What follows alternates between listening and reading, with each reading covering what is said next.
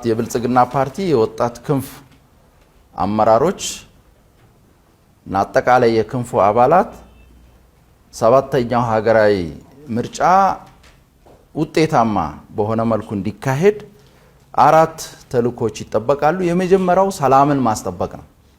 በአሁኑ ወቅት ምርጫውን ሰላማዊ በሆነ መልኩ ከማካሄድ አኳያ በየአካባቢ ምን አለ የሚለው ታይቷል። አሰስመንት ተሰርቷል። አብዛኛው አካባቢ ምርጫውን በሰላማዊ መንገድ ለማካሄድ የሚያስችል ምቹ ሁኔታ አለ የሚል ነው ውጤቱ የሚያሳየው። ምርጫውን በሁሉም የሀገራችን አካባቢዎች በሰላማዊ መንገድ እንዲካሄድ ማድረግ ነው የፓርቲያችን ግብ።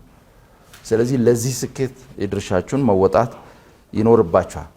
ሁለተኛው ወጣቱ የምርጫ ካርድ እንዲወስድ ማድረግ። ብዙ ጊዜ ወጣቶች በደንብ ካላናቃናቸው ሊዘናጉ ይችላሉ።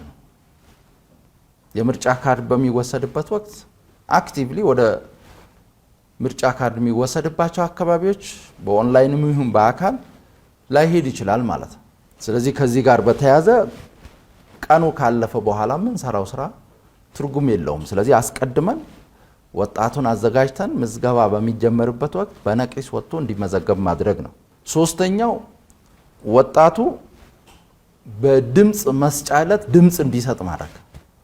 ብዙ ጊዜ ደግሞ የሚገጥመው መጀመሪያ ካርድ ይወስዳል፣ በድምጽ መስጫ ዕለት ደግሞ ካርዱን ሳይጠቀምበት የሚቀርበት ሁኔታ አለ። ስለዚህ መጀመሪያ ካርድ መውሰዱ ብቻ ሳይሆን መጨረሻ ላይ ያንን ካርድ መጣሉን በትክክል መምረጡን ማረጋገጥ ያስፈልጋል።